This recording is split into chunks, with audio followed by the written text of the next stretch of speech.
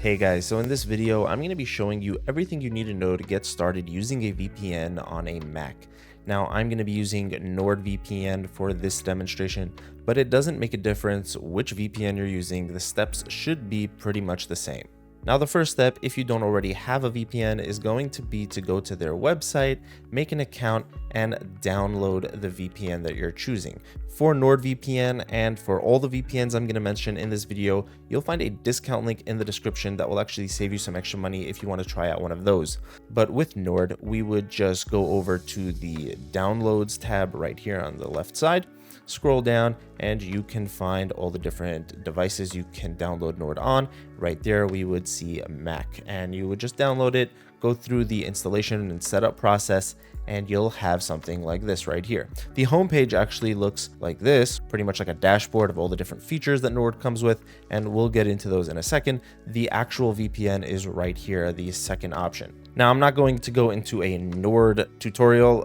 That could be a different video. I'll leave a link to that in the description as well. So I'm going to try to keep things general to all VPNs, right? With Nord and some other VPNs, you'll have a map interface. You can just click on one of these options and that will connect you to a server. You also have those countries in a list on the left side right here. And a lot of VPNs will also have that as well. When you click on one of these countries or one of these little nodes here and connect to it, that's going to connect up your computer to that location. And even though you physically may be somewhere else in the world, any website or application you use, anything you do on the internet is going to think that you're located in the location that you're connected to in the VPN. So for example, right here in Nord, I'm connected up to Greece. And you can actually double check this by going over to any IP finder website. Here is Show My IP and just refreshing the page. And right there, it says that my country is Greece and the IP address matches the one in NordVPN. So this website now thinks that I'm in Greece, and the same would go for any website that I visited. So if I went to Netflix now, I'd be able to access the Netflix content library that would be available in Greece. And that's the basics of using a VPN, picking a location and connecting up to it.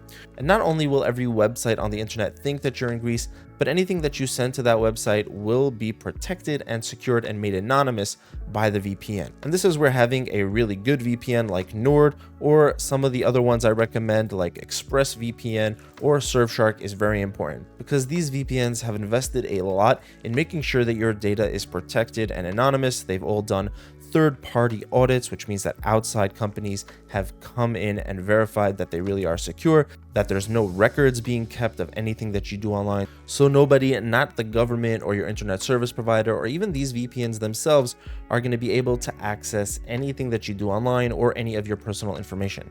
Now, a few other things that are important to cover are going to be specialty servers. You'll find this in a lot of VPNs. These are going to be different servers that will have a specific goal. So with double VPN, for example, you'll be connected up to 2 different VPN servers before getting you over to the internet, giving you an added layer of protection. Obfuscated servers are going to be special servers that are going to hide the fact that you're even using a VPN. And these are just some examples. You'll find more about these in the Nord tutorial that I'll link in the description. A lot of VPNs will have add-ons. So with Nord, you'll have Threat Protection Pro, which is a highly rated antivirus, sort of like a mini antivirus, but it's been tested and actually does a really good job. And many VPNs will have their own bundle of add-ons. So you'll want to do some research and see if you're interested in these and which add-ons offered by different VPNs you might want or find useful. So in the settings, moving on, we have a few different things here. First, we're going to have something called the protocol. And you'll find that in Nord by clicking on the connection option and going right there at the top, VPN protocol. You'll have a few different things here. You'll have Nord links, OpenVPN, TCP, and UDP, and then the auto. So a protocol, if you don't know, is basically the thing that will connect you up from your computer to the VPN and create that secure connection that I was talking about. And one of the main things that the protocol affects is your speed when you're using the VPN. So with NordVPN, you're generally going to want to go with Nord links. In a lot of other VPNs, the one you'll want to go with is called WireGuard. Nord links is actually a version of WireGuard. And if you're going to go with ExpressVPN, then the option you want to choose is going to be called Lightway. And there it is right there. So that is going to be the fastest protocol for these VPNs. A lot of times you may need to rely on OpenVPN because that is an older and more widespread VPN protocol that has a lot of other features built in. It's not as simple as WireGuard. WireGuard is kind of like the simpler version. So there may at times be a need to switch over to OpenVPN. And that's why I generally just tell people, if you're new, just click on auto. That'll pick the best one for you automatically and you don't have to worry about it. So that's all for protocols. Another feature that I wanted to talk to you about was kill switch. This is something that you want to have active if you're using an unsafe or not really secure internet network like public Wi-Fi or maybe airport Wi-Fi, something like that. Then what the kill switch will do is automatically disconnect your internet connection if the VPN ever stops working. So that'll make sure that whenever you're connected to the internet, you're also using the VPN at the same time, and there's never going to be any gap in that connection where you're just on the open network, the open internet, and you could be vulnerable to hackers or different data breaches, and the VPN won't be connected. So having the kill switch enabled if you're going to be on a public network is a very good idea. Another feature that you'll find in most VPNs is called split tunneling. And this allows you to choose exactly which app the VPN will be connected to. So there might be times where you only want the VPN connected to your browser, but not some other application you have running. And you can do that with split tunneling. You can choose if you want the VPN to be disabled for certain apps or only enabled for certain apps. So you can do that with split tunneling. And this is a feature that a lot of people don't know about, but if you're in a situation where you only want one specific thing using the VPN, this is the solution right here for you. And that's the basics of using a VPN. NordVPN happens to be one of the most feature-packed VPNs. So if you're following along in this video and you understood everything I said, then you shouldn't have any problem with any other VPN out there. So for example, ExpressVPN, this is personally my favorite VPN and the one that I use the most. It is very simple and easy to use, especially when compared with a VPN like Nord.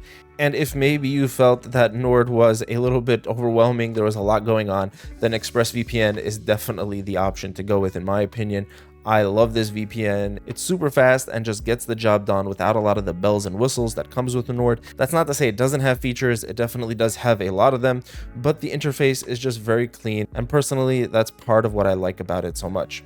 Now, if you're on a budget, there's always the last option that I showed over here, which is Surfshark. It doesn't have as many features as NordVPN, and it's not as easy to use and intuitive as Express, but it is the cheapest of the three. The premium plan for Surfshark is going to be cheaper than the basic plan for most other VPNs. And for what you're paying, you're really getting a very solid VPN. It's also very secure, fast. It uses that WireGuard protocol I mentioned before, and you do get a decent amount of features. I'm not sure if I mentioned it before, but all three of these VPNs will have 100+ countries that you can connect to around the world. So if that was something that you're worried about, all three of these have you covered. You're going to have a lot of different options for where you can connect to. So that's going to be it for this video, guys. I hope this got you set up and you kind of gotten your bearings about how to use a VPN on a Mac. If you have any questions, feel free to leave a comment down below. I'll try to get back to you as soon as I can. If you want full reviews or if you want a discount link to try out any of these VPNs, you'll find that in the description below. Thank you so much for watching. Have an amazing day, and I'll see you in the next one.